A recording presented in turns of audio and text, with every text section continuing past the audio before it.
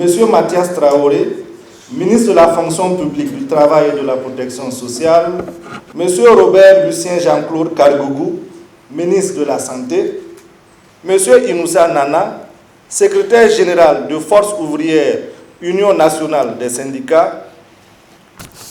Après la cérémonie d'ouverture, les travaux se sont déroulés sous la présidence de Monsieur Mathias Traoré, ministre de la fonction publique, du travail et de la protection sociale, représentant son Excellence, Monsieur le Premier ministre, autour des points suivants. Premièrement, présentation de l'état de mise en œuvre des engagements de 2015, 2016 et 2021.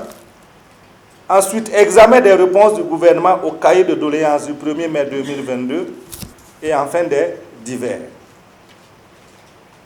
Pour ce qui concerne la présentation de l'état de mise en œuvre des engagements de 2015, 2016 et 2021, ce sont la non-mise en œuvre de la recommandation du comité technique de suivi relative à la prise d'une circulaire sur la représentation des organisations syndicales devant la Cour de cassation.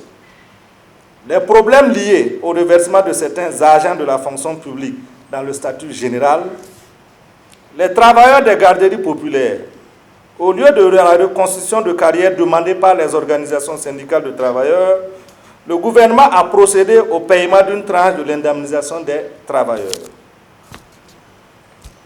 Le deuxième point traite des examens des réponses du gouvernement au cahier de doléances du 1er mai 2022. Les engagements sont les suivants. 1.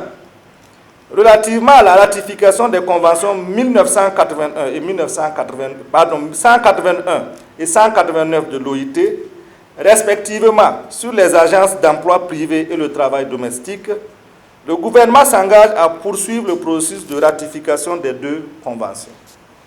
2.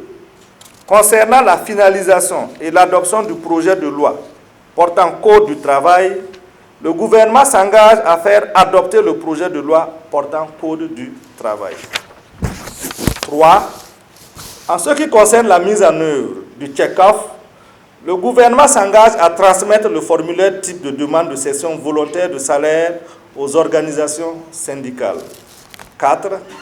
Concernant la relecture de la loi numéro 033-2028-AN du 22 mai 2008 portant régime juridique applicable aux emplois et aux agents des EPE, le gouvernement s'engage à poursuivre le processus de son adoption. 5.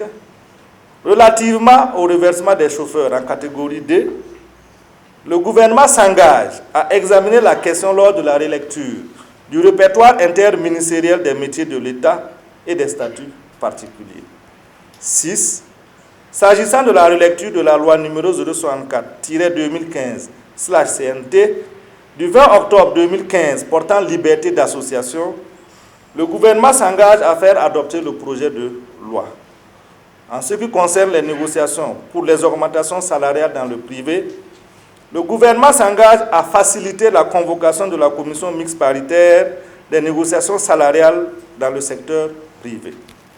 Au titre des divers, les organisations syndicales ont évoqué les points suivants.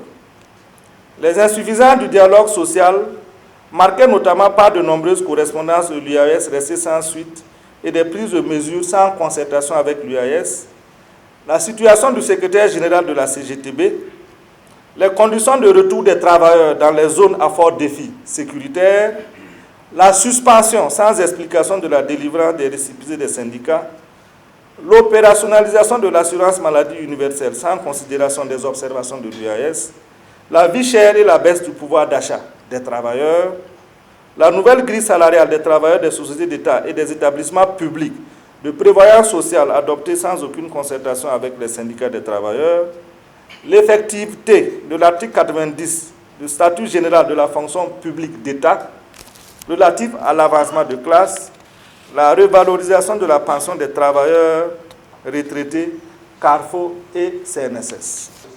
Mesdames et messieurs les membres du gouvernement, mesdames et messieurs les directeurs des cabinets des départements ministériels, mesdames et messieurs les secrétaires généraux des départements ministériels, messieurs l'inspecteur général des services, mesdames et messieurs les conseillers techniques du ministre de la fonction publique, du travail et de la protection sociale, je souhaite que nous puissions garder un contact permanent dans les dialogues et formule le vœu que les rencontres gouvernement-syndicat puissent se tenir chaque année